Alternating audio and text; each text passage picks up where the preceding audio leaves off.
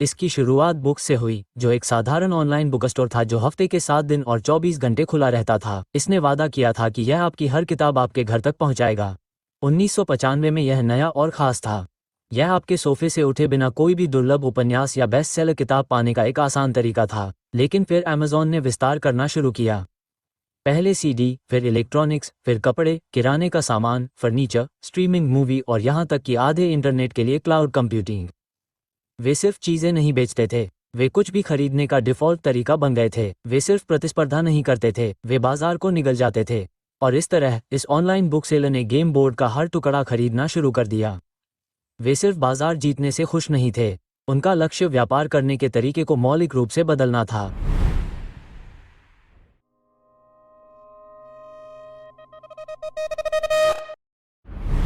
लेकिन किताबें बेचने से शुरू हुई एक कंपनी आपके स्मार्ट स्पीकर से लेकर आपकी खाने की थाली तक हर चीज़ के पीछे कैसे एक ताकत बन गई। और यह सब करते हुए ज़्यादातर कंपनियों के नियमों को चकमा दे रहे थे। अमेज़ॉन की इस जीत को समझने के लिए हमें उन कंपनियों की लंबी लिस्ट देखनी होगी जिन्हें उसने निगला है, और हर एक जीत उसे लगभग पूर्ण प्रभुत्व की ओर ले जाती है जिसकी किसी को उम्मीद नहीं थी।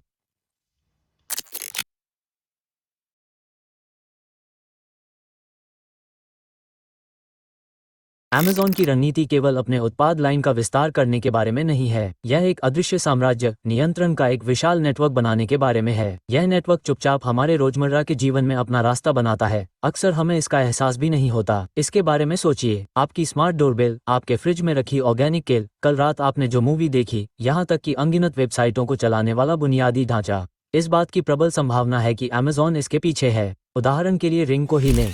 2018 में अमेज़ॉन ने इस स्मार्ट डोरबेल कंपनी को लगभग $1 बिलियन में खरीदा था। सतह पर यह सिर्फ एक घरेलू सुरक्षा गैजेट है, लेकिन अमेज़ॉन के लिए यह आपके घर से सीधा संपर्क है। यह एक ऐसा उपकरण है जो जानकारी इकट्ठा करता है, जिससे उन्हें पता चलता है कि लोग क्या खरीदते हैं, डिलीवरी कैसे होती है और यहाँ तक कि पड़ोस की सुरक्षा भी होती है। यह उनके वॉइस असिस्टेंट अलेक्सा के साथ पूरी तरह से काम करता है। और रिंग अकेला नहीं है, अमेज़ॉन के पास ब्लिंक भी है, जो एक और स्मार्ट होम सिक्योरिटी कंपनी है, जिसमें रिंग्स जैसा डोरबेल कैमरा है, जिससे आपकी सबसे निजी जगहों तक इसकी पहुंच और भी बढ़ जाती है और बाजार पर एकाधिकार भी हो जाता है। फिर मनोरंजन के क्षेत्र में भी इसका विस्तार है। अधिकांश लोग अमेज़ॉन प्राइम वीडियो को जानते हैं, लेकिन क्या आप जानते हैं कि उन्होंने हाल ही में हॉलीवुड के दिग्गज स्टूडियो MGM को $8.5 बिलियन में खरीद लिया है? ये केवल अपनी स्ट्रीमिंग लाइब्रेरी में पुरानी फिल्में जोड़ने के बारे में नहीं था। ये जेम्स बॉन्ड से लेकर रॉकी तक के कंटेंट और बौद्धिक संपदा के खजाने तक पहुंच हासिल करने के बारे में था। इससे उन्हें केवल प्राइम सदस्यों के लिए नए शो और फिल्में बनाने की शक्ति मिलती है। इससे प्राइम सब्सक्रिप्शन पहले से ही मुफ्त शिपिंग के साथ आकर्षक और ज़रूरी हो जाता है। और फिल्मों के अलावा अमेज़ॉन के पास ट्विच है, जो एक विशाल लाइव स्ट्रीमिंग प्लेटफॉर्म है जहां हर दिन लाखों गेमर्स और क्रिएटर्स देखते हैं। ये केवल मनोरंजन नहीं है, यह एक सामाजिक केंद्र, एक समुदाय, उपयोगकर्ता डेटा और संभावित ग्राहकों का एक और विशाल पूल है। लेकिन अमेज़ॉन की पहुंच आपके दरवाजे या टीवी स्क्रीन पर दिखने वाली चीज़ों से कहीं ज़्यादा है। वे छाया में भी काम करते हैं, इंटरनेट के एक बड़े हिस्से को शक्ति प्रदान करते हैं।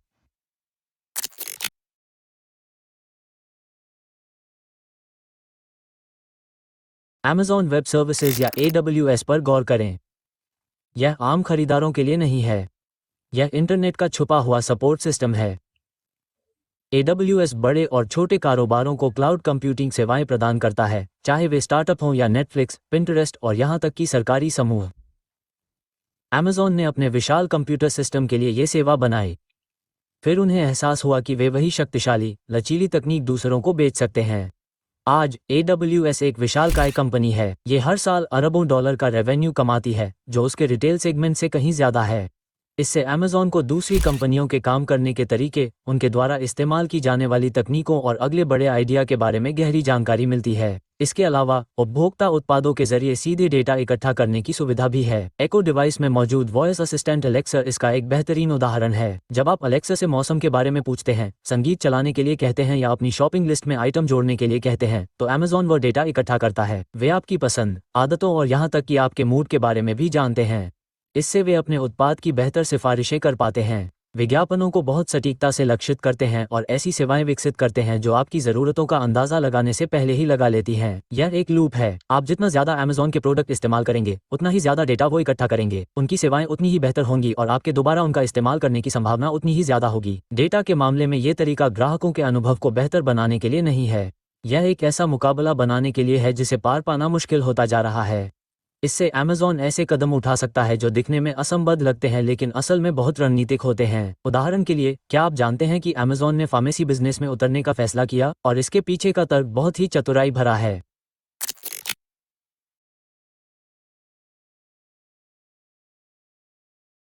– 2018 में अमेज़न ने पिलपैक नाम की एक ऑनलाइन फार्मेसी खरीदी जो दवाइयों को छांटती और डिलीवर करती है। ये सिर्फ गोलियां बेचने के बारे में नहीं था, ये कई ट्रिलियन डॉलर के फार्मास्यूटिकल इंडस्ट्री के लिए एक सीधी चुनौती थी जो अमेज़न की कार्यकुशलता और ग्राहक केंद्रित दृष्टिकोण के लिए तैयार बाजार था। इसके बाद उन्होंने अमेज़न फार्मेसी और हाल ही में एक प्राथमिक देखभाल प्रदाता वन मेडिकल को खरीदा।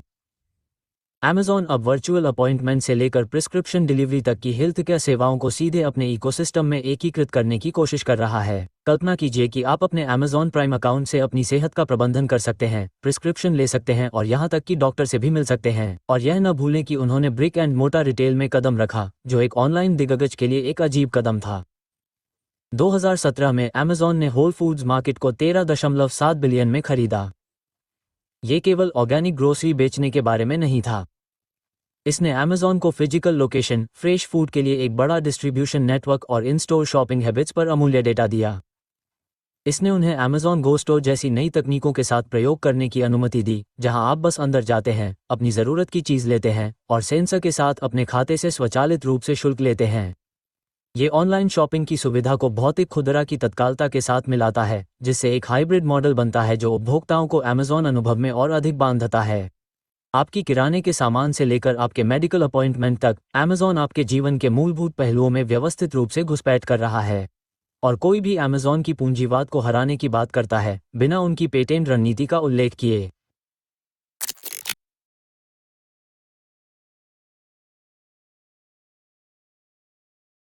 अमेज़न कई पेटेंट के लिए चर्चा में रहा है, जो सीधे अच्छे से लेकर अमानवीय डायस्टोपियन तक हैं।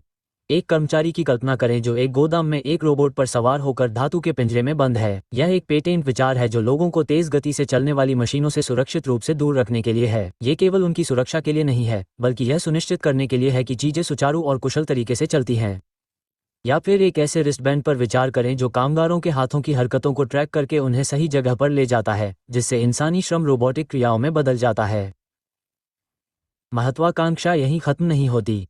अमेज़न ने अंडरग्राउंड और अंडरवाटर वेयरहाउस का भी पेटेंट कराया है, एक जटिल मल्टी लेवल सिस्टम जो भविष्य में कम से कम मानवीय हस्तक्षेप की आवश्यकता की ओर इशारा करता है, जहां लॉजिस्टिक्स लगभग पूरी तरह से ऑटोमेटेड हो जाएगा। और डेटा के साथ निगरानी का ये तरीका सिर्फ वेयरहाउस के लिए नहीं है। उन्होंने एक ऐसी तकनीक का पेटेंट कराया है जिससे उनका स्मार्ट असिस्टेंट एलेक्सा आपकी बातें सुन सकेगा।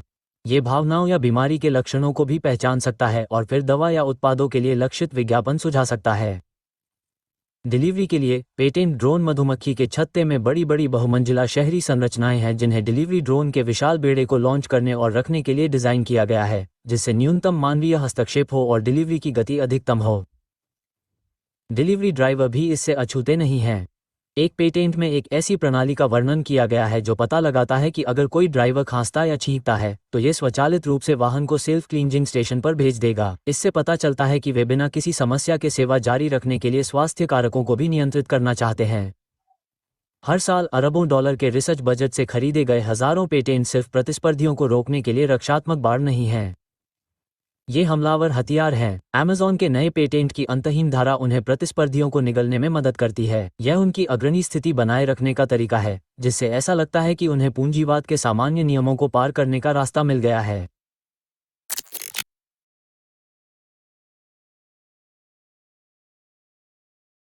अमेरिकी सरकार अमेज़न को अदालत में घसीट रही है, ये कहते हुए कि यह ऑनलाइन व्यापार करने के तरीके में बहुत बड़ा और अनुचित हो गया है। इस मुकदमे का नेतृत्व करने वाला मुख्य समूह संघीय व्यापार आयोग या FTC है। उनका मानना है कि अमेज़न एक अवैध एकाधिकार की तरह काम कर रहा है, जिसका अर्थ है कि यह इतना शक्तिशाली है कि यह अन्य कंपनियों को उचित रूप से प्रतिस्पर्धा करने से रोक सकता है। मूल रूप से वे कह रहे हैं कि अमेज़न ऑनलाइन शॉपिंग की दुनिया में सबसे ऊपर रहने के लिए धूर्त चालें चलता है, जिससे छोटे व्यवसायों के लिए मुश्किलें बढ़ जाती हैं और कभी-कभी आपको यानी खरीदारों को अधिक पैसे खर्च करने पड़ते हैं।